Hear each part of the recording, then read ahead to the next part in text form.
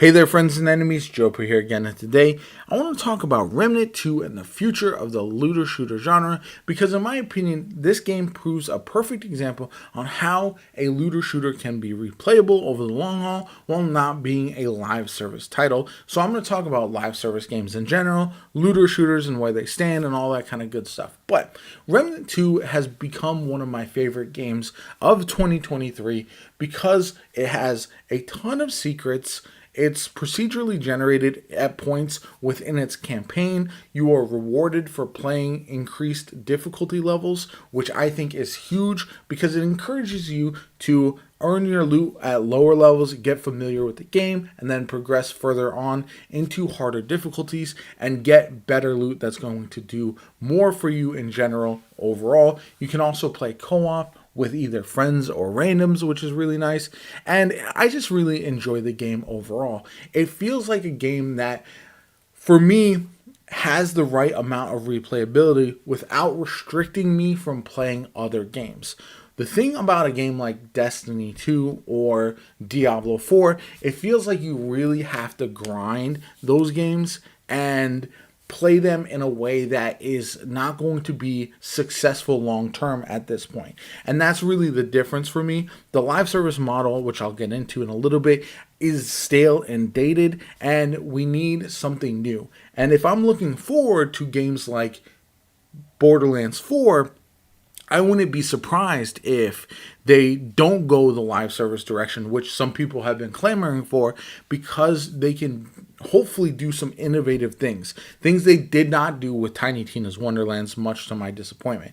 I feel like Tiny Tina's Wonderlands and Outriders are two great examples of live service games that launched well and were a lot of fun initially, but just didn't have that replayability. You know, the end game for Outriders got stale pretty quickly.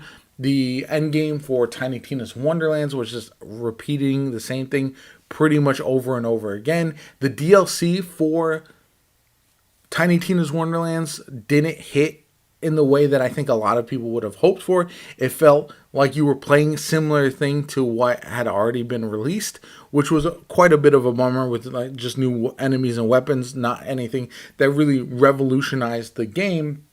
And that was really a big disappointment for me. Then you also have like Outriders, which their DLC I thought was really, really good, but it came too late and didn't have enough to keep people around long term. And that's really the balance that you've got to find. And then I look at Remnant 2, which, yes, people have moved off the game since the original launch, but they did introduce a seasonal event that was a lot of fun. They also have the new DLC coming out, which is within 6 months of their initial launch, which I think is very important because it doesn't allow such a gap that people forget about the game and move on completely. Everyone that I've seen is still excited to jump back in to the Awakened King DLC. And that's the balance that I think these studios have to find, which I admit is probably harder than it looks, but you want content to be coming out without making it feel like a routine. And that's a very difficult challenge. But you have a live service games, and those that are restricted to the seasonal model, like Destiny 2, which is at its lowest point in the history of the franchise.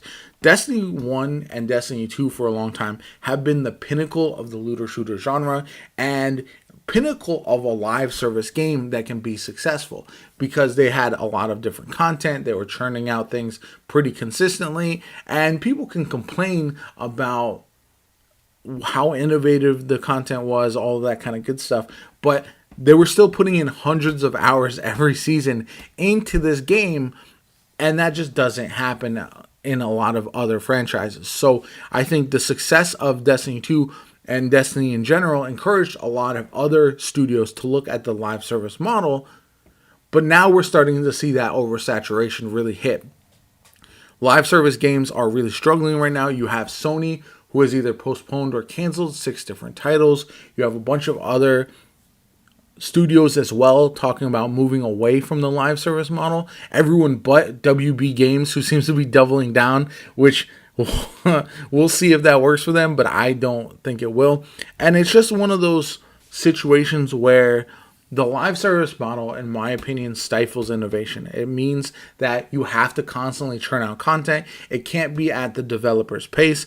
Remnant 2 is a good example. This DLC wasn't announced. We knew DLC was coming, but when it was coming wasn't announced till about 2 weeks before it does launch. And they essentially were like, okay, this is ready now. Let's put it out there and everyone can go enjoy it. Play for a few weeks, enjoy the new content, and then come back when the next event or DLC does hit. And I think that's the way that this is going to go into the future, because we have too many good games coming out these days to be stuck grinding one endlessly like we have been in the past. This isn't the pandemic time frame. This isn't an era where there's only one or two looter shooters out there that are competing for everyone's attention. And so because of that, these games have to be better, or they have to be in a model that allows you to play multiple of them. Destiny 2 doesn't really let you play a bunch of different games. If you want to do all the things that people want to do in that game, it doesn't allow you to play a bunch of different games. And because of that, it makes it really hard to jump back in when you're considering, okay, I have this new game that I want to try out that's fresh, it's doing different things, it's exciting, versus Destiny 2, which hasn't innovated in years. And that's my biggest issue with it. And that's where I see Remnant 2. Imagine a Remnant 2 type of game. Maybe they do something a bit different, but on a much bigger budget. I'm thinking Borderlands 4, you don't have to have procedural generation necessarily. You don't have to have the same type of secrets or difficulty levels, but you can use Remnant 2 as inspiration to learn what players love, and that is chasing hidden things, that is having rewards for escalating difficulties, that is having new exciting challenges to find out, and not feeling like you're grinding the same thing over and over again. So I would be very fascinated to see how Borderlands 4 does handle this in the future, because that is the next major title. Moving on to other looter shooters, though, we have games like The First Descendant, which does seem to be following the live service model. It's already pretty much locked into how that's going to be, but I wonder if they do shift the way that they handle things because of the way the industry in general is going. I am pretty excited about The First Descendant overall. I think it's more of like a Warframe situation where you take a long-term approach rather than jumping in thinking the game is going to be 100% what it is, 100% perfect right at launch. I don't think that's going to be the case with The First Descendant. I do think the game is a lot of fun, but because it is free to play, I'm hopeful that the developers are able to stick with it and have it grow year after year, because that is the type of game that you'll look back, just like with Warframe, and it didn't start as this massive hit, but now you're looking back and it's probably the second most successful looter shooter in the entire genre. And so The First Descendant might follow a similar path, and I wouldn't be surprised there. Other than that, we'll see. Other games like Arc Raiders, like these other games, they've shifted away from looter shooters and become more survival type games, almost Tarkov likes, extraction shooters. So I'm very curious to see what other looter shooters we have going forward, and if it's a genre that'll stick around, or if we'll see a gap in new games for the foreseeable future as everyone tries to recollect themselves and adjust to the changing landscape of not only live service but also looter shooters in general. Anyway, I'd love to hear you guys' thoughts. I know I rambled a little bit. There's a lot to cover, but I just wanted to kind of go over everything because I do feel like it's important to think about as we're heading into the future of the looter shooter genre. Anyway, my name is Jopa. I hope you enjoyed the video. If you did, hit the like button. Subscribe to the channel. Helps me out tremendously. Shows you want to see more content like this from me going forward. Have a good one, and I'll catch you all later.